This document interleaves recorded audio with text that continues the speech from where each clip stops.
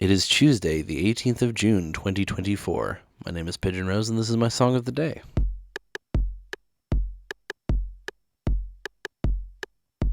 We are continuing on our summer week here with an eternal classic of a song. We're talking about Mr. Blue Sky by ELO. Or rather, their name is Electric Light Orchestra, but everyone calls them ELO. If you don't recognize this name by title, that's surprising, but you have most assuredly heard it. It's, apart from just being a popular song, being on the radio all the time, it's also in a lot of movies and TV. I use the website TuneFind, which tells you look up an artist or a TV show, and it tells you the songs that were in a TV show or what songs by an artist were where. Anyway, according to this, Mr. Blue Sky was in things like the Super Mario Brothers movie, which I have not seen yet. Guardians of the Galaxy Volume 2, I believe it plays over the opening with Groot.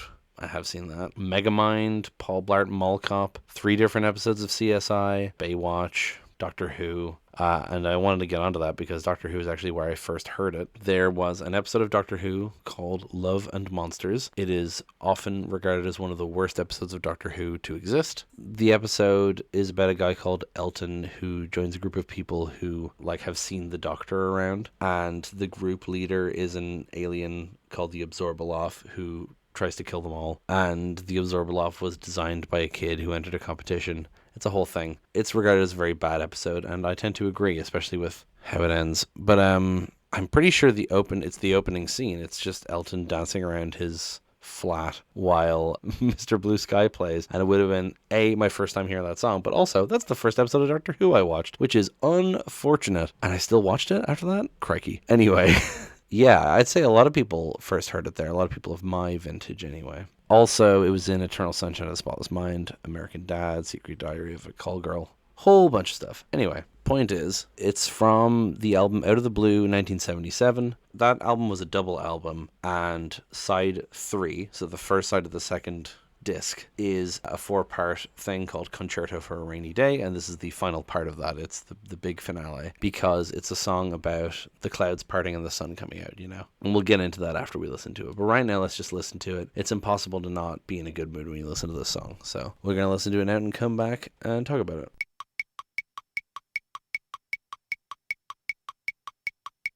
What did I tell you? You just can't be in a bad mood listening to that song. It's just so peppy and upbeat, and it's literally about the sun coming after a period of rain. It has that infused in it, and it really feels like that, particularly towards the end. So the impetus of this song, Jeff Lynne is the main guy from ELO. It was originally him and a few other people, Roy Wood, Bev Bevan, but Jeff Lynne is the kind of consistent person, band leader, still in the band. Apparently, he was in a Swiss chalet trying to write lyrics for the new ELO album. He locked himself away and was like, I just need to write these fucking songs. And for 2 weeks it was rainy and shitty, and he was writing nothing. And then suddenly the sun came out and he was like, holy shit, look at the mountains. And then he went and he wrote Mr. Blue Sky and a bunch of other songs, and the album was done. And that's why this song is about that. It's about the sun coming out. So there's some interesting points about this, not just the lyrics. The lyrics are fine. They do their job. There's just some interesting musical points and things that happen in this song. So for one thing, ELO's whole shtick is that they're orchestral, but also poppy, but also futuristic themed. So they've got this weird mix of sounds going on. It starts off with what sounds like a weather forecast, right? You've got the piano playing, and then just, morning, today's forecast calls for blue skies, and then the whole band comes in. You've got, sun is shining in the sky, there ain't a cloud in sight, it stopped raining, everybody's in a plane, don't you know, it's a beautiful new day. Hey, clang, clang, clang, clang. Running down the avenue, see how the sun shines brightly in the city, all the streets where once was pity, Mr. Blue Sky is living here today. Hey. And then the chorus, Mr. Blue Sky, please tell us why you had to hide away for so long. So long. Where did we go wrong? Mr. Blue Sky, please tell us why you had to hide away for so long. Where did we go wrong? And then a guitar solo. So I think it's pretty plain from the lyrics. It's just about the sun coming out And the chorus is like taking the sun to task for not coming out sooner, which is interesting. People have left comments on various things. This is like, it's very British that they wrote a song about complaining about the weather and being like, hey, why didn't you shine sooner, son? But yeah, and you got the guitar solo, which is great. And then, hey, you with the pretty face, welcome to the human race. A celebration, Mr. Blue Sky's up there waiting, and today is the day we've waited for. This makes it sound like he's talking to a child, like, you know, welcome to the human race, like someone's just been born. Someone on Genius says that it's like the song representing, like the sun coming out after rain is representing a happy period after depression, and this being like welcoming back your friend who was previously depressed, you know, and now they're happy and attentive again, you know, welcome to the human race, which I do like that. I don't think that's the intention of the song. I mean, I know it isn't, but I like that as an interpretation of it. And then you get the chorus again, Mr. Blue Sky, please tell us why you had to hide away for so long. Where did we go wrong? And then it changes a bit. Hey there, Mr. Blue, we're so pleased to be with you. Look around, see what you do. Everybody smiles at you. And then you've got like this kind of extended bridge section with a vocoded voice saying, Mr. Blue Sky. And then, Mr. Blue, you did it right, but soon comes Mr. Night, creeping over now, his hand on your shoulder. Never mind, I'll remember you this. I'll remember you this way. So it's like, it's kind of creeping back in that little, the darkness, the sun going away, but he's like trying to keep it positive and saying, well, I will remember the sun, you know, and it's going to come out tomorrow anyway. The time will pass anyway. But I think that's an interesting, if you're taking the depression interpretation, that's an interesting thing to introduce there. And then you get the chorus again, both like the variant version from earlier. And then you get an instrumental break, which I really enjoy because it changes tempo and style. It's like dun dun dun dun dun dun dun dun dun dun dun dun. And you got the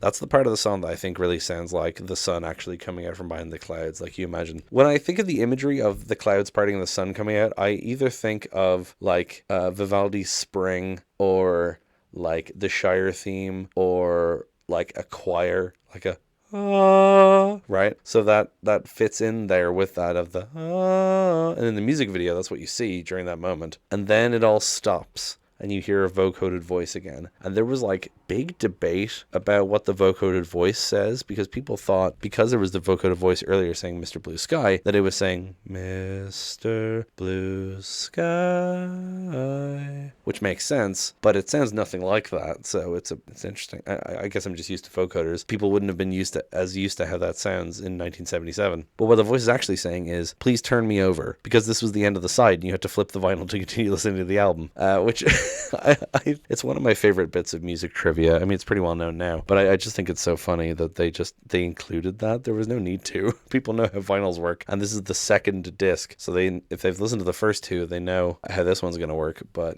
I enjoy it anyway. They probably just threw that in there as a bit of a funny thing because they were fucking around with the vocoder. So yeah, really like this song. Love the energy, love the message, love the lyrics, love the music. So strange in places.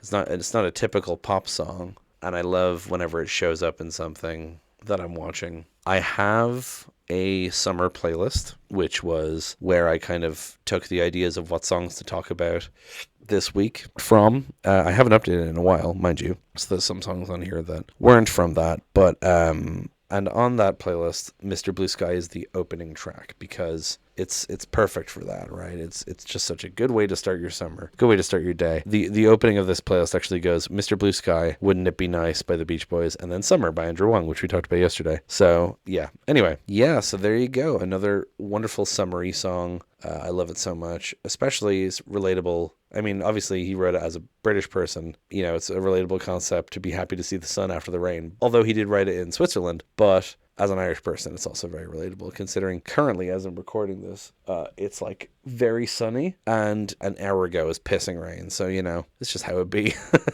Mr. Blue Sky, please tell us why you had to hide away for so long. So long. This song is fucking contagious. It's hard not to sing it. That's pretty much going to be it then, I think. Let me know what you thought. Leave a comment, subscribe, give me a like. Let me know where you heard this song, of course. And I will talk to you tomorrow. Break it down.